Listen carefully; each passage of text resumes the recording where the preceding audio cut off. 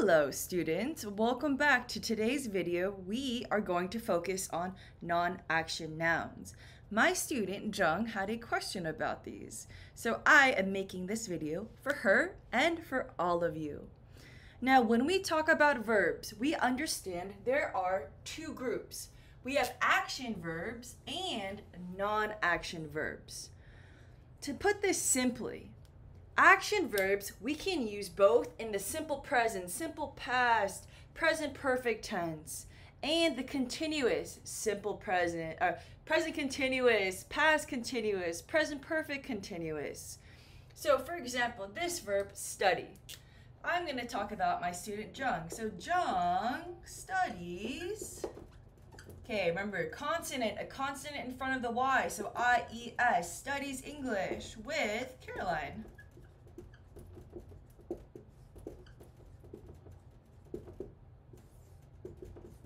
Okay, now I can also use the present continuous tense, right? Where we have the be verb and ing. So, for example, Jung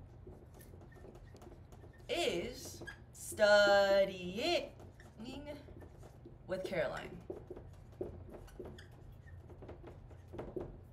Now remember, simple present tense we use for routines and facts. Present continuous tense we use for what is happening now and a long continuous action.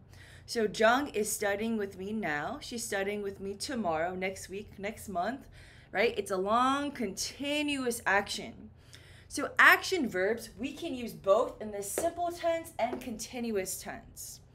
Now, you may be thinking, well, Caroline, then what is this? There are some specific verbs in English that you cannot use with the continuous tense. So continuous tense, no. You can only use this with the simple tenses. Simple present, simple past, present perfect, for example. This video, I want to show you some examples of non-action verbs. This video is for my beginner learners.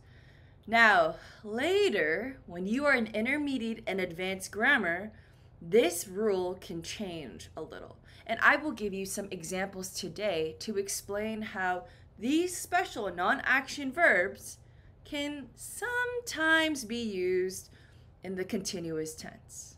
Are you ready? Let's go. So remember, action verbs are often something we can see physically or mentally. For example, run. I can say, I run every day, simple present. Or present continuous, I am running now. You listen to me every class. You are listening to me. Action verbs, I can use both, right? Simple tenses and continuous tenses. Non-action verbs, you usually only use in the simple tenses. So for example, this first group is about thinking. Know, understand, think that, feel, believe, realize. Sometimes my students, when I ask them, hey, do you understand? Sometimes my students say, oh, teacher, I am understanding you. Is this good or bad? You can't do this. I understand what you are saying, but in terms of grammar, you don't want to use the be verb here. You don't want an ing. You want to say, I understand you in the simple tense. In this case, simple present. Think that, you need these together. If I use the verb think, I can use this in the present continuous tense. I am thinking about food because I am always hungry. But in this case, if I say think that together, it is your belief. It is what you feel very strongly about. So I think that you are amazing. I think that you are beautiful. And I think that you are handsome.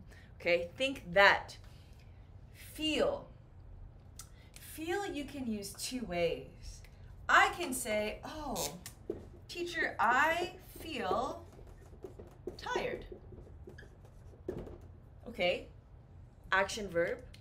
Or I could say, I am feeling tired. You see, with the verb feel, I'm using it two ways. Because of, the crazy year we have been having with coronavirus, everyone asks, how are you feeling? Using this as an action verb. Feel can be used as both. It is an action and a non-action verb. So feel we can use as a fact. I feel tired. I feel happy. I feel angry. But I can also use it in the present continuous or any continuous tense. The meaning is similar, but it's just expressing this feeling for a longer time. Oh, I'm feeling tired today. Maybe all day today I am feeling tired. Believe, realize. These are also 100% non-action verbs. You will only see these in the simple tense. I have some more groups to teach you. I will also teach you some exceptions. If you have questions, please ask me. Here we go. Group number 2. Let's talk about different feelings. For example, like, love, hate, need, prefer, wish, and want. These are also examples of non-action verbs, meaning you will use them in the simple tense. Okay? So you will never say, oh, I am wishing for a new car. No, I wish for a new car. Prefer. I prefer to eat sushi today and not, barbecue. Want. I want to go to Hawaii. I do not say, I am wanting to go to Hawaii. No. These are all examples of non-action verbs, meaning you need to use this simple tense. You will not use the ing verb form. Okay? Now, group number 3. For group number 3, I want to teach you about possessions, right? For example, this is my watch. This is a possession. In Spanish, tener, right? It's a possession. I have belong. For example, this watch belongs to me.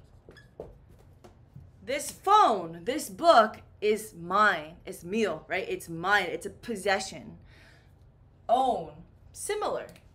I own this house.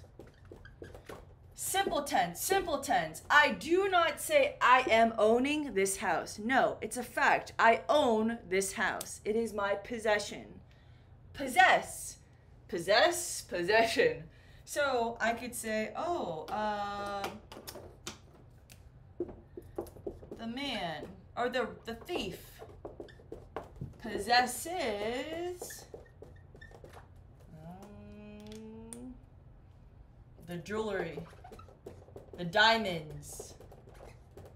Okay? Possesses, right? Possess, double S, E-S. Possesses the jewelry. This one is interesting. So you know that I have a dog. I have a dog. A handsome dog. A handsome dog. Now, in this case, my dog he's a possession. He's mine. But this verb have, we can use this in different ways. We can use this in the continuous tense. So let's say, for example, present continuous for my beginning students. If I change this to present continuous, the meaning is not a possession. It's different. So for example, it can be about an experience. If I say, oh, I am having a good or bad day. A good or bad day. In this case, if you say, oh, I am having a good or bad day, that is telling me about your experience. What you are feeling throughout the day. So I am having a good day. I'm having a bad day. Oh, we are at Disneyland and I'm having fun. This means I'm having fun is you are enjoying, right? You're having a good time. Now, I have a beautiful student who is pregnant. Now, if I say, oh no, help, she is having a baby.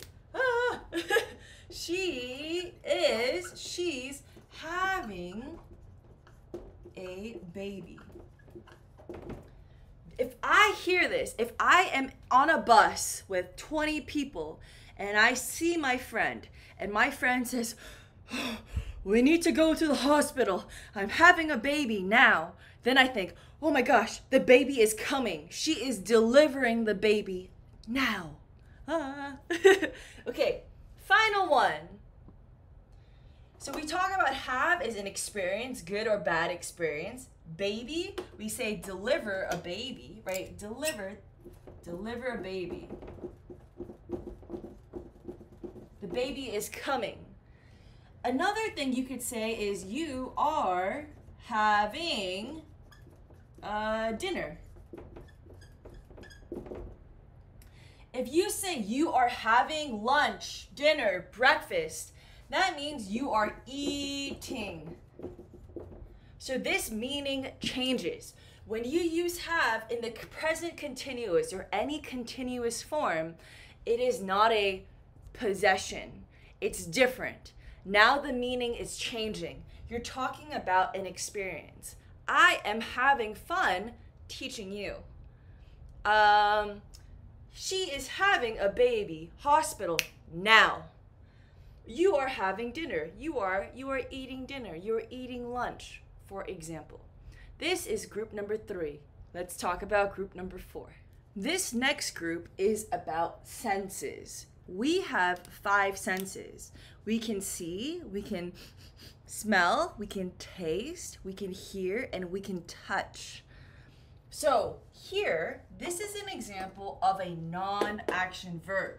The action verb for here is listen. So for listen, I can use this both ways. I listen to music. I listen to music every day. Simple present tense. This is my routine, right? This is my routine, and this is a fact. Here, present continuous. I'm listening to Caroline. Right now, you are listening to me. So if this is an action verb, listen, what is the difference between hear and listen? Let me explain. When you listen, you pay attention, right? In Spanish, if I say escúchame, you pay attention, you focus on what I want to talk to you about. But when you hear, you have no choice.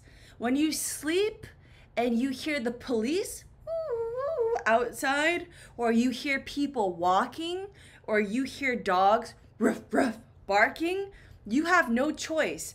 You hear all the sounds outside of your house, outside of your window.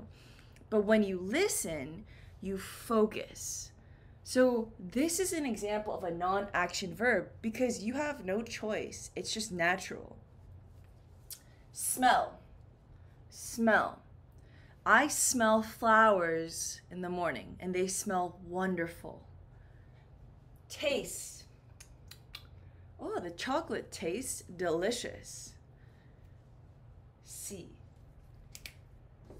I see you. Okay, I see you. Now, if I use this one as a continuous tense, similar to the verb have, the meaning changes. So, for example, if I say, she is seeing a doctor today. My friend Laura is seeing a doctor today. In this case, if I use seeing, that does not equal see. This equals meeting. She's meeting a doctor today. I'm seeing my friend for lunch. I am meeting my friend for lunch. You can also say, we are seeing a movie. Again, seeing, this equals watching. So it's a little bit different. This one is very common. Oh, what are you doing later? Oh, I'm seeing my friend Cindy. I'm seeing my friend Eric later. I am meeting my friend for lunch. Okay? So you see, when you get to intermediate and advanced, you will learn more examples of how these non-action verbs change meaning when we use them in the continuous tense. There's one more group I want to teach you. Okay, for the final group, existing states. What does that mean? That just means how you are. So, for example, seem and appear.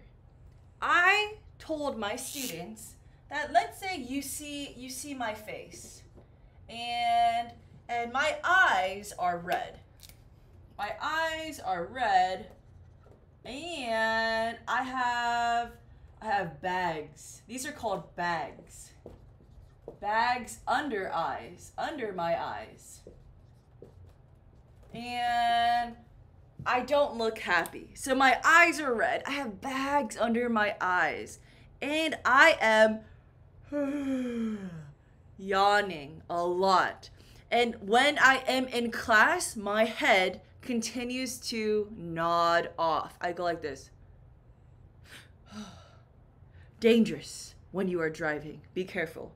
But in this case, seem and appear, this is similar to the word look.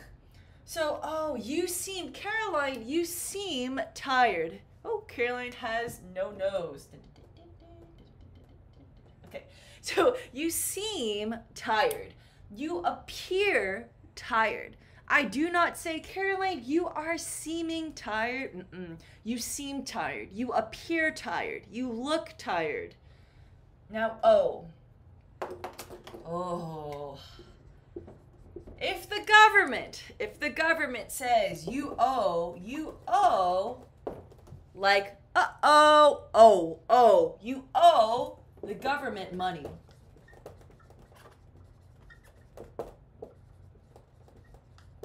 This, my friend, is a big problem. That means you need to pay the government. You did not pay your taxes. You owe money. You need to pay now. You owe me $1 million. Okay, so O. Sound. Sound. So if I say, my friend Mazina asked me, Caroline, do you want to go to the movies? And I say, oh, Mazina, that sounds great. That's a good idea. That sounds great. Or I say, oh, that sounds like rain. Outside my window, I listen. I am listening. I hear rain. That sounds like rain or thunder. This final one, be, the be verb is very interesting. Usually in the simple present tense, we have am, is, and are. I am happy. You are nice. We are hardworking. He is funny. She is social.